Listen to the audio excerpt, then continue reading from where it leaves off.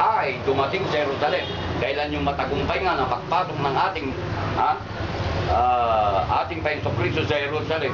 Itong Sakyo na ito na maniningil ng bisto mayaman, dahil ang tandak siya, hindi niya makita sa karamihan nga naman ng tao, umakyat sa punong kahoy ng sikamoro. Alam niyo ba yung punong kahoy ng sikamoro? Lang iniwan, makwan daw yun, may mga tinik-tinik yata. Umakyat si Sakyo. At nang makita ng ating Panginoong Kristo si Sakyo na nasa tuktok ng punong kahoy ng sikamoro, sinabi niya, Sakyo, pupunta ako sa bahay mo. Kaya doon pa lang, sa pangyayari yun, napunanan ng karamihan. Dahil ang masama nga sa paningin nila, ang mga maniningil ang tulad ni Sakyo, sinabi ng mga tao noon, pupunta na naman sa makasalanan. Kung tutusin mo, anong sinabi ng ating Panginoong Kristo? Hindi siya napunta sa mga matuwid, kundi sa makasalanan. Di ba? Katotohanan. Nung bumaba siya, tunay na naganda. At ang pumasok ng ating Panginoong Kristo sa bahay ni Sakyo, sinabi ni Sakyo na maniningil ng buwis dahil ang mayaman, kalahati ng aking kayamanan, ipagkakaluto sa mga sigangan, tukha. At Panginoon, sinasabi nila na masamang maniningil ng buwis kung sino man, sabi niya, kung sino man na aking niligaw o dinaya sa paniningil ng buwis, maka-4 na beses kung ibabalik ang kanyang binayaran. Kaya dito, anong aral na naman? Gaano man ang puna at tingin na sa mata na paningin ng mga tao, ay ika nga makasalanan ka, tatapat palinis ang puso mo na tulad ni Sakyo, kapatid. Yan ay makakamtan mo ang kapalarang mapapabilang na matuwid banal kumapalad sa Panginoon. Basta may angking ka pa kumbabang loob at tunay na malinis na hindi ka kumakawa ng anumang kasalanan. Lalong-lalo na po kung may tungkulin ang bawat isa sa atin.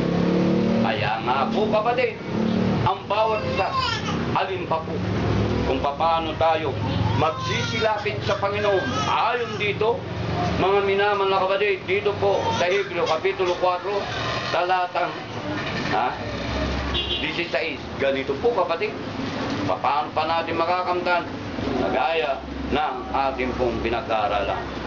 Magsilapit nga tayong may pagkakatiwala sa luklukan ng biyaya upang tayo magsipagtamo ng awa at mga kasumpong ng biyaya upang tumulong sa atin sa panahon ng pangangailangan. Anong marapat po natin? Magsilapit tayo, may pagkakatiwala sa luklukan ng biyaya upang magkamit ng awa at lalong higit tulong pagdating ng panahon ng pangangailangan. Nagaya na lang ng ating kapanahunan. Tunay na hirap ang dinaranas. Ngunit, kung ikaw ay lumalapit sa ating Panginoon na may pagkakatiwala, saan? Sa luklukan ng biyaya. Saan bang luklukan ng biyaya? Ang amang Diyos na nagkakaroon. Puspos ng biyaya pala. Kawaan ay magkakaroon. At lalo-lalo na ang pagtulong sa atin sa panahon na siya'y ating pinakailangan. Dahil pinagmamalasakit siya tayo. Maliban pa dyan, ito pa po, sa Hebreo pa rin, Kapitulo 10, talatang 25 hanggang 22 hanggang 25. Ganito po ang ating matutungayan sa talatang ito. Tayo magsilapit na may tapat na puso sa lubot na pananampalataya ng ating mga puso na binisikan mula sa isang masamang budi at maugasan ng ating katawan ng dalisay na tubig. Na ating ingatang matibay ang pagkakakilala ng ating pag-asa upang huwag mag-alinlangan sapagkat tapat ang nangako. At tayo'y mga tinginan upang tayo'y mga kudyok sa pag-iibigan at mabubuting gawa. Na huwag nating pabayaan ang ating pagkakatipon na gaya ng ugali ng mga iba, kundi mga karalan sa isa't isa at lalo na kung inyong namamalas na nalalapit ng mga araw.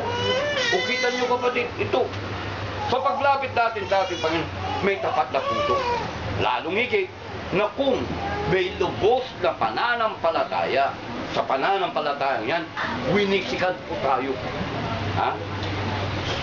Winisikan upang mabago tayo.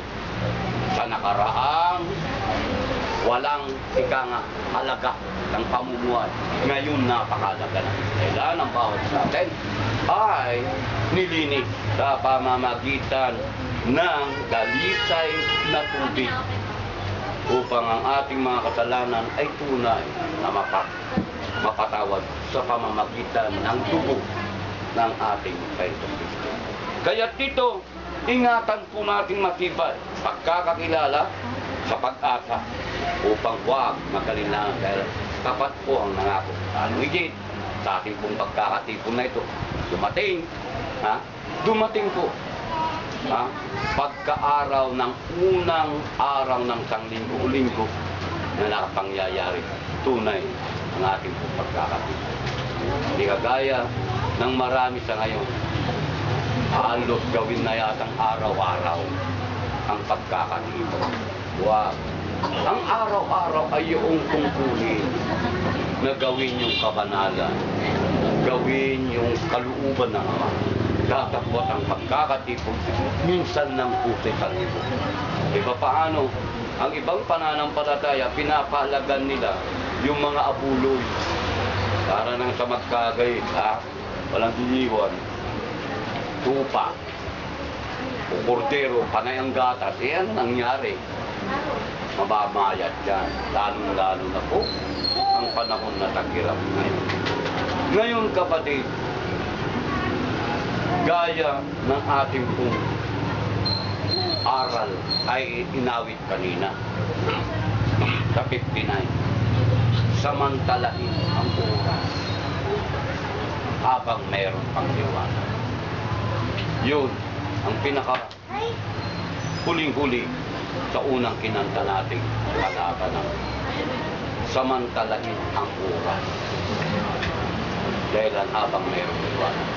Ngayon naman, ayon po kay Apostol Pablo, samantalahin po ng panahon ang paggawa ng mabuti dahil ang bawat pagsilay ng umaga o araw ay bawang masama. Kita nyo kapatid, samantalahin dahil nalalapit na po ang araw. Lalong higit ang bawat isa sa atin na abot kamay na lang po natin ang putong ng buhay ay pinangako ng Ama. Kaya samantalahin yan. Alin ang samantalahin? Yung paggawa ng mabuti. Habang may liwanag, habang buhay at malakas pa tayo. Sasabit din kung hindi man po mauna ang itinakdang ng paggatol ng Amang Diyos sa sanglibutan. Baka yun na ang hangganan naman ng ating buhay na kaya na ating pong minamahal na kapatid na ministro sa iglesia, na kapatid na Pablo na mainga na. Tatapwat, walang pagkalilangan po yung kanyang ginagawa. Habang yun ay sumusunod sa kanya. Kaya't nang may liwanag pa o may kalakasan at buhay ang ating minamahal, mula nang tawagin tumawa na dapat din upang makamtan niya at makamtan natin ang ganitong kapalaran na mapapabilang na matuwid, mapalad o banal ang sa atin. Kaya't ngayon kapatid, ano ang matuwid na kanlungan upang magawa natin itong halimbawa na ginawa ng mga huwaran? Anong matuwid na kanlungan? Ito kapatid, tuturuan tayo ng Panginoon, hindi lang sa pagkamit sa ganitong kapalaran, kundi yung magawa mo na siyang aninindigan o saligan na ikaw ay magiging nga po halimbawa yung narinig nating makasalanan naging mapalad, banal o matuwid sa harapan ng Ama. Dito mga huwaran. Ngayon ano naman?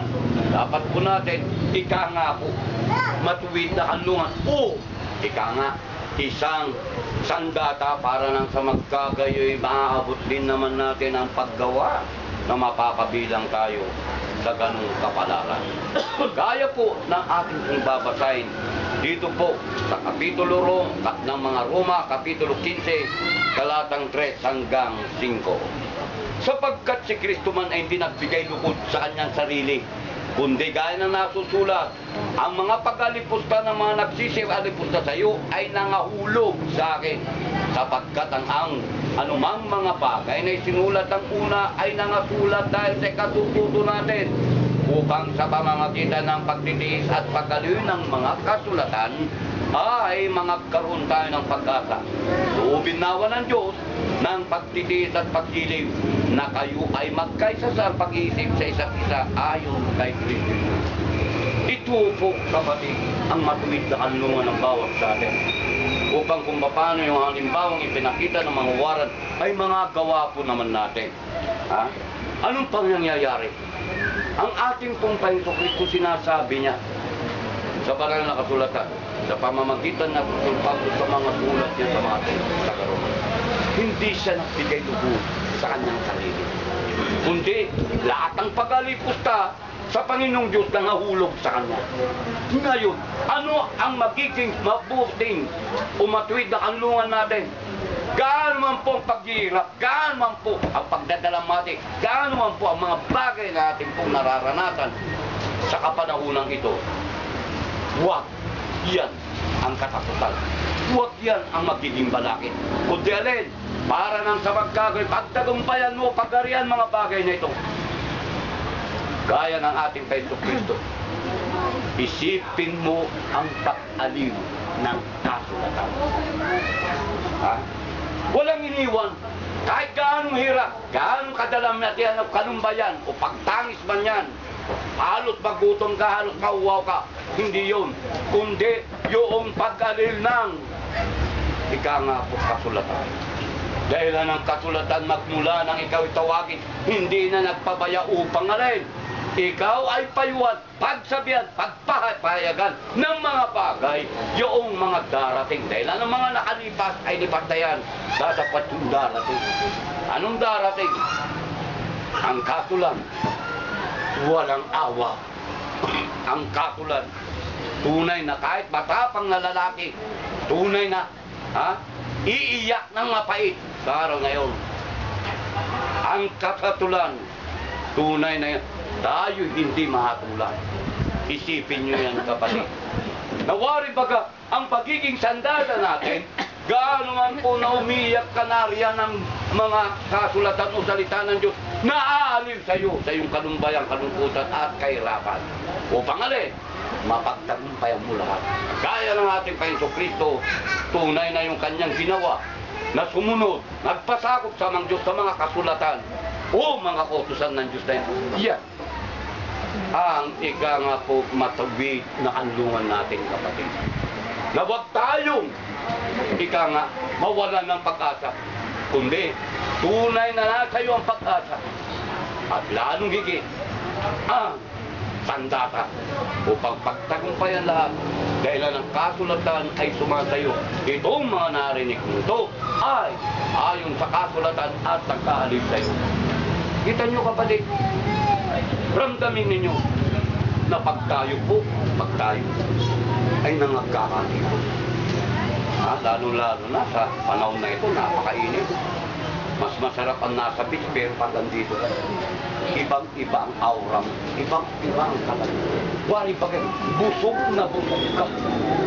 Aliw na aliw ka sa lahat ng bagay na kahit pag-uwi mo, tunay na may silay ng ngiti, hindi lang sa labas ng anyo ng ating pong pagkatao, kundi hanggang sa kalubang, lubos na napupuno at nababag yung panloob ng pagkatao, kaluluwa ng bawat isa sa atin. Maliban pa dyan, mga minamahal na kapatid, ano ang matuwid na kanlungan? Ipin po ninyo.